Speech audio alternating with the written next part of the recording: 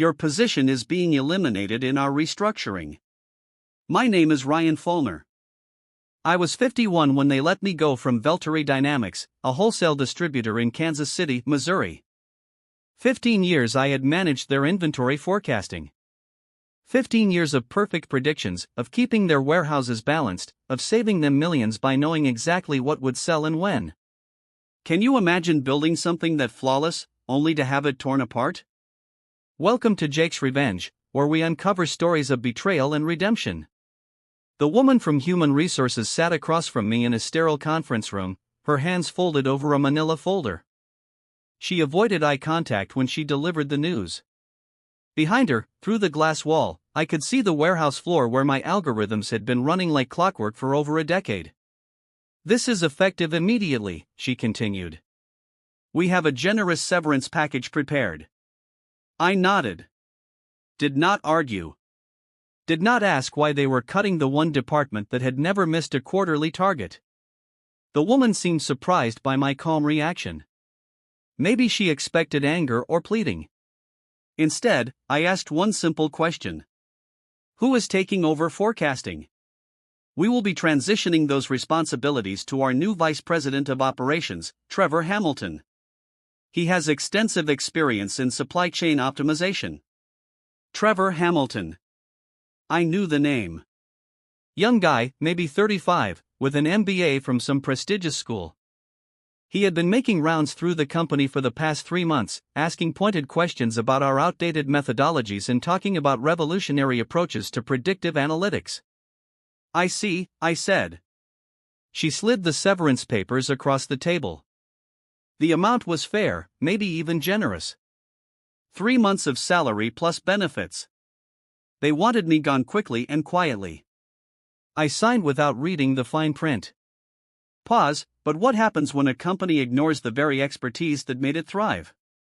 Stay tuned to Jake's Revenge for the shocking truth. Walking back to my office to collect my things, I passed Trevor's temporary workspace. He was hunched over his laptop, surrounded by printouts of supply chain reports I had prepared over the years.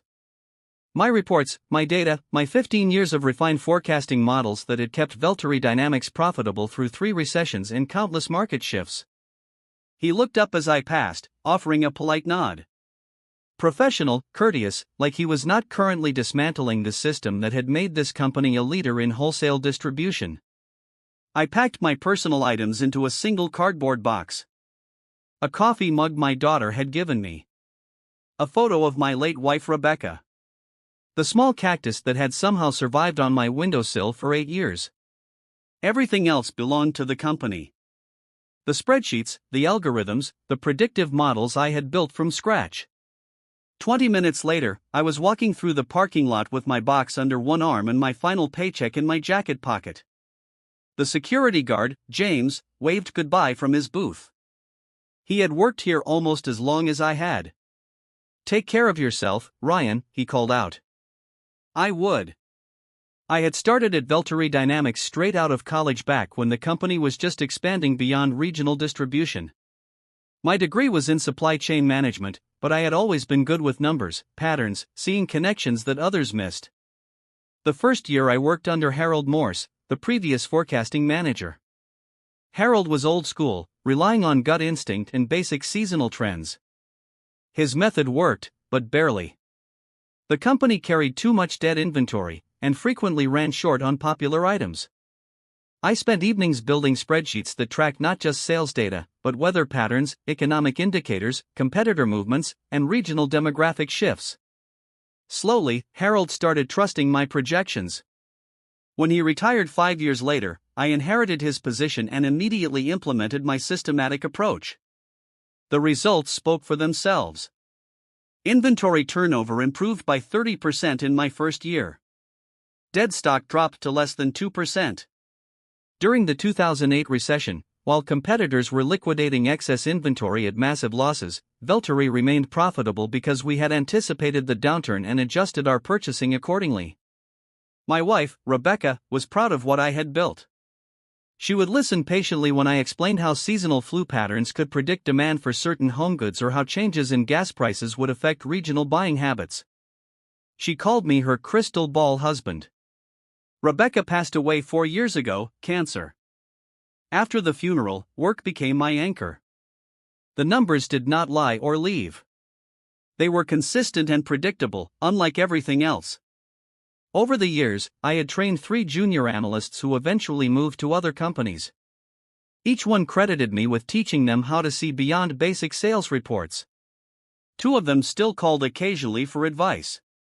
But lately, things had been shifting at Velturi. The company had been acquired by a larger corporation 8 months ago, and the new management brought different priorities. They talked about synergies and streamlined operations. They hired consultants who had never worked in wholesale distribution but spoke confidently about best practices and industry standards. Trevor Hamilton was one of these consultants promoted from within the parent company. During his first meeting with my team, he reviewed our forecasting methods with obvious skepticism.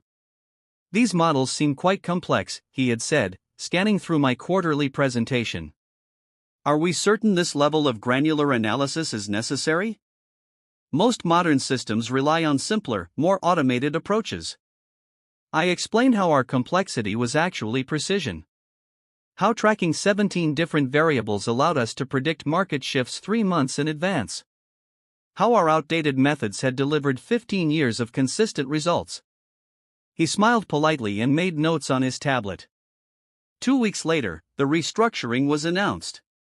My department was being optimized for efficiency. The writing had been on the wall, but I had ignored it, just like I had ignored the early warning signs when Rebecca first complained about being tired all the time. Some patterns, apparently I was better at spotting than others. The call came on a Thursday afternoon in March, exactly 6 months after my termination. I was in my home office working on a freelance consulting project for a small regional distributor, when my phone rang. "Ryan, this is David Kellerman." David Kellerman, Chief Executive Officer of Velturi Dynamics. In 15 years, he had called me directly exactly 3 times. Twice during crisis situations when my forecasts had prevented significant losses, and once to congratulate me on our record low inventory variance. "Hello, Mr. Kellerman.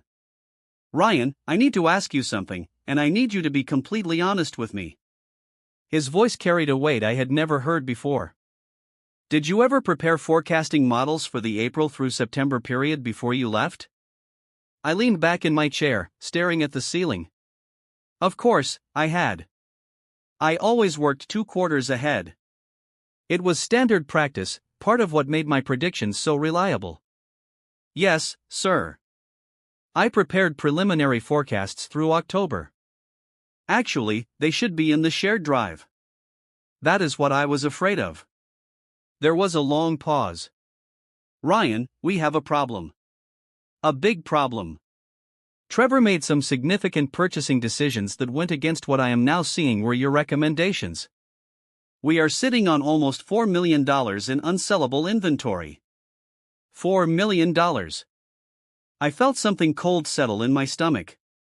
Not surprise exactly, more like the confirmation of something I had been trying not to think about. What kind of inventory? Outdoor furniture, garden supplies, seasonal sporting goods. Trevor anticipated a massive surge in demand based on what he called post-pandemic lifestyle trends. He tripled our normal orders. I did not say anything immediately. I was thinking about my forecast models, the ones that had predicted a 15% decrease in outdoor furniture sales due to economic uncertainty and changing consumer spending patterns. The models that had recommended reducing seasonal inventory by 20%, not increasing it. "Ryan, I need to ask you something else. Do you still have copies of those forecasts?" I did. I had copies of everything on my personal laptop. 15 years of refined algorithms, trend analyses, and predictive models. I had not planned to use them. Honestly, I had tried to forget about Velturi Dynamics completely. "Yes, I have them. Would you be willing to send them to me? And Ryan, I need you to know that if these forecasts are as accurate as your previous work, there are going to be some serious consequences for the people who ignored them." I stared at my computer screen where the small regional distributor's data was spread across multiple spreadsheets. Simple work, straightforward analysis, nothing like the complex system I had built at Velturi. I will send them over this afternoon, I said. Thank you. And Ryan, I am sorry about how things ended. The line went dead. I sat in my office for 20 minutes, not moving, just thinking. Then I opened my laptop and began pulling together the files. I spent 3 hours that afternoon assembling the forecast package. Not just the basic predictions, but the full analytical framework I had developed. Weather correlation data, economic indicator matrices, regional demographic models, and competitor analysis algorithms. Everything Trevor Hamilton would have needed to make informed purchasing decisions. The email I sent to David Kellerman was simple and professional. Mr. Kellerman, attached are the forecasting models and trend analyses for April through October. These were completed in February, 2 weeks before my departure. The recommendations included a 20% reduction in seasonal outdoor inventory due to projected economic headwinds and shifting consumer spending patterns. Please let me know if you need any clarification on the methodology. Best regards, Ryan Fulner. I hit send at 4:17 p.m. and went to make coffee. My phone rang at 6:22 p.m. Ryan, I have been going through your forecast for the past 2 hours. David's voice was tight. Your models predicted almost exactly what happened down to specific product categories and regional variations. How did Trevor miss this? Did he have access to the files? That is what I'm trying to figure out. I spoke with information technology. They confirmed that your forecasting directory was never removed from the shared drive. Everything was still there when Trevor took over. I set down my coffee cup. So, he had access to the models but chose not to use them. Worse than that, I found emails where Trevor specifically dismissed your approach as overly conservative and not aligned with current market opportunities. He convinced the purchasing team that your methods were outdated. There was a long pause. I could hear papers shuffling in the background. Ryan, I am looking at a spreadsheet Trevor prepared in April. He projected a 40% increase in outdoor furniture sales based on what he called social media trend analysis and lifestyle optimization data. Did you ever use social media metrics in your forecasting? I tested them.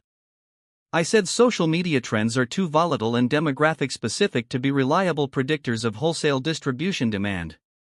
Consumer sentiment on social platforms does not translate directly to purchasing behavior at the retail level. That is exactly what your notes say in the methodology section. Trevor apparently did not read that far. I was quiet for a moment, processing what David was telling me. Trevor had not just ignored my forecasts. He had actively argued against them and convinced others to follow his alternative approach. Mr. Kellerman, may I ask what the current situation looks like? We have warehouses in 3 states filled with outdoor furniture that should have been sold 2 months ago. Garden supplies that are now out of season, sporting goods for activities that apparently nobody is participating in anymore. Trevor is scrambling to find discount outlets, but we are looking at massive losses. What about Trevor? Trevor is still insisting that his projections were sound and that the market simply shifted unexpectedly. He is blaming external factors and requesting additional time to implement what he calls corrective strategies. I almost smiled. Trevor was doubling down instead of acknowledging the mistake. It was exactly the kind of behavior I had seen from other consultants who prioritized being right over being accurate. Ryan, I need to ask you something else. Would you be willing to come in and present your forecasting methodology to the board? They need to understand how we got into this situation and how we can prevent it from happening again. The board meeting. I had presented to the board once before during a quarterly review 3 years ago. They had been impressed but distant, treating forecasting as a necessary but unexciting operational function. When? Monday morning, 9 a.m. I know it is short notice, but we are dealing with investor questions and the board wants answers immediately. I looked around my small home office. The regional distributor project could wait. This was something different. This was not just about vindication or proving I had been right. This was about showing everyone exactly what happened when experience and expertise were dismissed in favor of trendy theories and untested assumptions. I will be there. I said thank you. And Ryan, bring everything. All your models, all your data, all your documentation. The board needs to see the full scope of what we lost when we let you go. I spent the weekend preparing for the board presentation, but I also started digging deeper into what had happened at Velturi during my absence. I still had contacts within the company, and a few carefully placed phone calls revealed details that David Kellerman had not shared. My former assistant, Jennifer Walsh, met me for coffee on Saturday morning. Jennifer had worked under me for 3 years before transferring to the accounting department when my position was eliminated. "Ryan, I tried to warn them," she said, stirring sugar into her coffee. "When Trevor started making those massive purchase orders, I pulled up your old forecasts and showed them to my supervisor. I told them you had predicted the exact opposite trend." "What happened?" "Trevor found out I was questioning his methods. He had me called into human resources for undermining departmental initiative and failing to support new leadership. I almost got written up." Jennifer leaned forward, lowering her voice. "But that is not the worst part. Trevor did not just ignore your forecasts. He actively told people not to reference them. He said your models were based on legacy thinking and that anyone caught using old forecasting methods would be reassigned. This was new information. Trevor had not simply overlooked my work. He had deliberately suppressed it. Who else knew about this?" "Most of the purchasing team, some of the warehouse managers, they kept asking questions about the inventory levels, especially when the outdoor furniture orders started arriving in March. Tony Vega from the Phoenix warehouse called me directly because his facility was running out of space." Tony Vega, I remembered him. Solid manager, good instincts about regional demand patterns. If Tony was concerned about inventory levels, there was definitely a problem. Did anyone escalate these concerns? Trevor shut down all the feedback meetings. He said the new system did not require input from operational level personnel and that questioning his projections demonstrated a lack of confidence in company leadership. I sat back processing this information. Trevor had not just made bad decisions. He had created an environment where questioning those decisions was discouraged or punished. Jennifer glanced around the coffee shop, then pulled out her phone. "Ryan, I probably should not show you this, but I took screenshots of some emails before your files were eventually deleted from the shared drive." "They deleted my files." "Last month, Trevor said they were consuming unnecessary server space and creating confusion among staff members, but I saved copies of the key spreadsheets." She showed me her phone screen, email chains from April and May with subject lines like inventory concerns, Phoenix facility, and revised forecasting questions. Each email raised legitimate operational questions, and each response from Trevor was dismissive and bureaucratic. One email from Tony Vega was particularly telling. "Outdoor furniture inventory is now at 340% of normal levels for this time period. Historical data suggests we should be reducing orders, not increasing them. Request clarification on new forecasting methodology." Trevor's response: "Current projections are based on advanced analytics not available in previous systems. Operational concerns should be directed through proper channels rather than questioning established procurement strategies." Jennifer, do you know if David Kellerman was aware of these communications? I do not think so. Trevor was handling all inventory reporting directly to the executive level. Mr. Kellerman was getting summaries, not the actual operational feedback. I finished my coffee thinking about Monday's board presentation. The story was bigger than I had realized. This was not just about wrong forecasts or bad purchasing decisions. This was about systematic suppression of information and deliberate dismissal of expertise. Jennifer, would you be willing to provide copies of those emails to Mr. Kellerman? She nodded. I already printed everything out. I was hoping someone would eventually ask the right questions.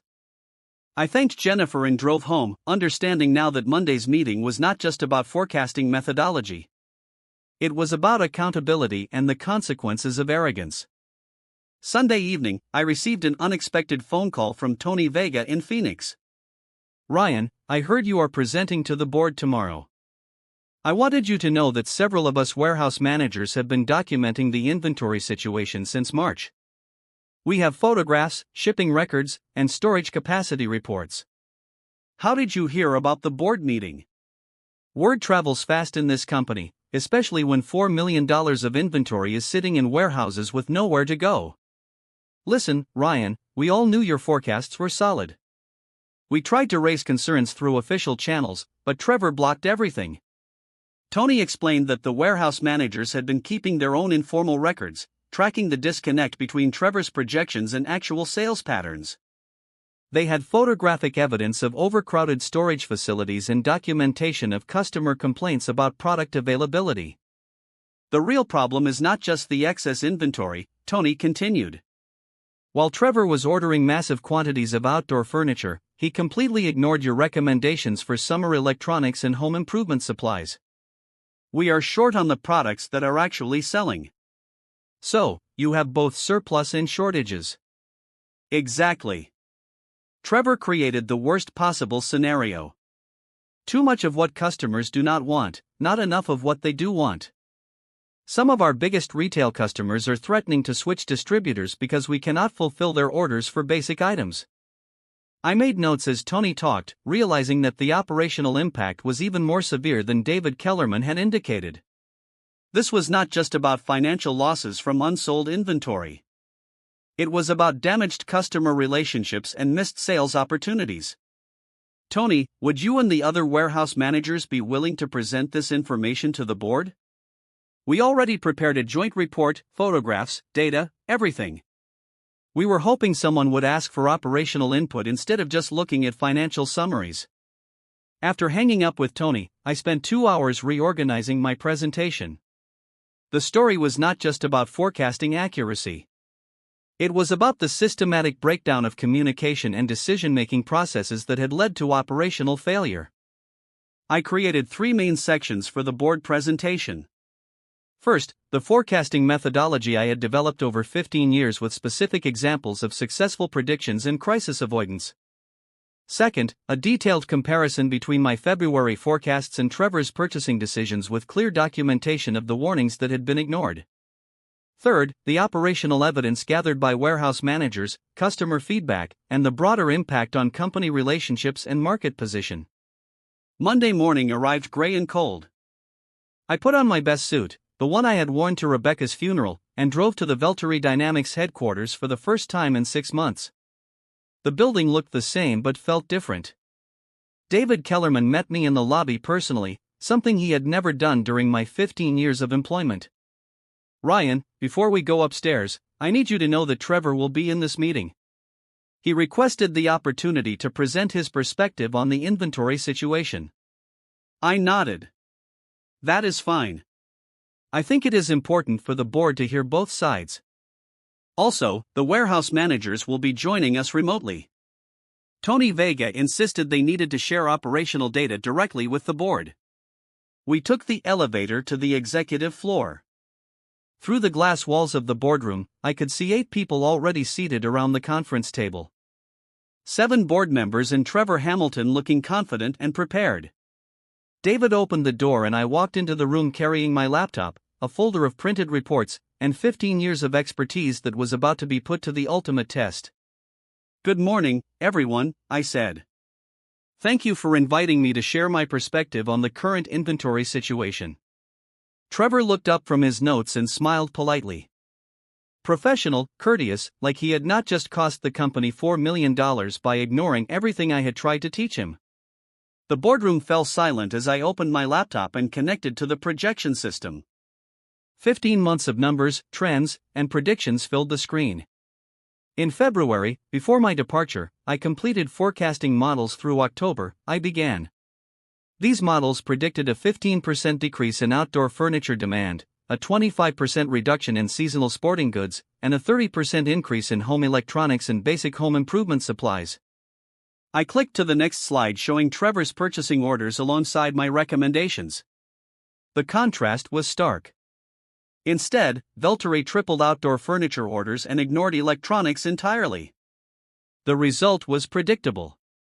Trevor shifted in his chair. Those forecasts were based on outdated methodologies that failed to account for emerging market trends and consumer behavior shifts. I nodded and clicked to the warehouse photographs that Tony Vega had sent.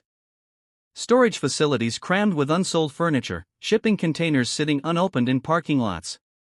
These photographs were taken last week at our Phoenix, Denver, and Memphis facilities. I said, $4 million in inventory that my model specifically recommended against purchasing. Board member Elizabeth Morrison leaned forward. Trevor, you reviewed these forecasts before making purchasing decisions. I reviewed them but determined they were overly conservative and not aligned with current market opportunities, Trevor replied. I clicked to the final slide.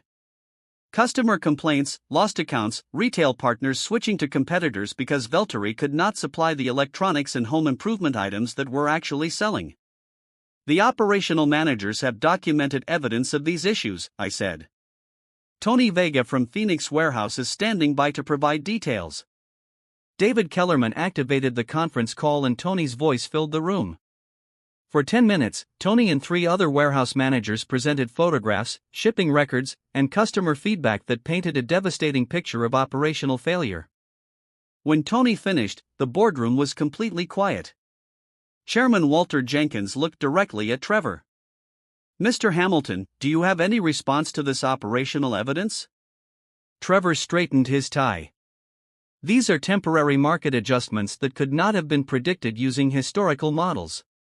My projections were based on comprehensive analysis of emerging trends.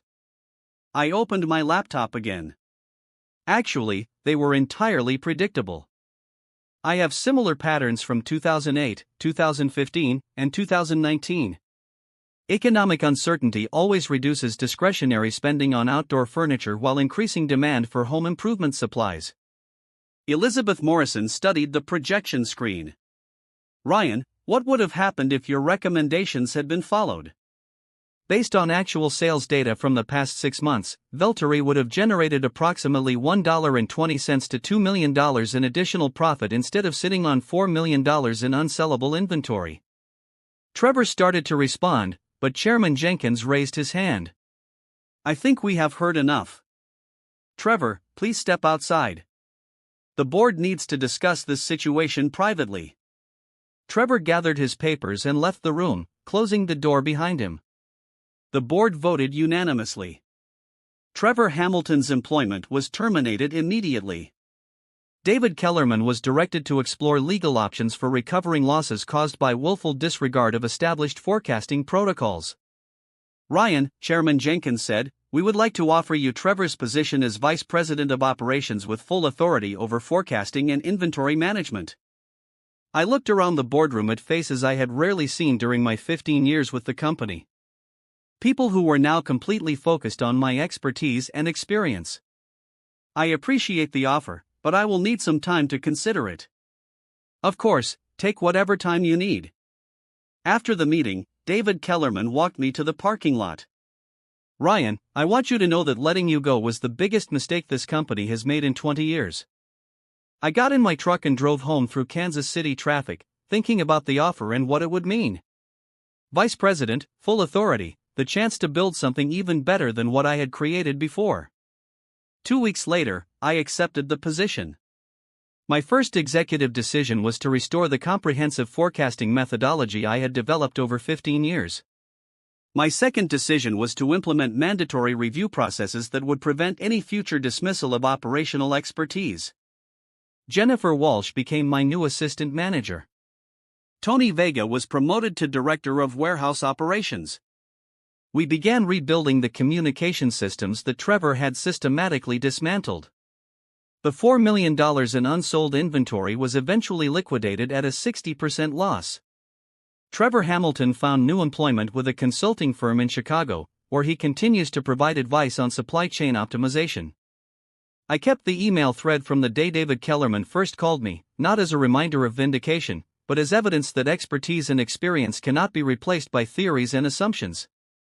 Sometimes the numbers speak louder than words.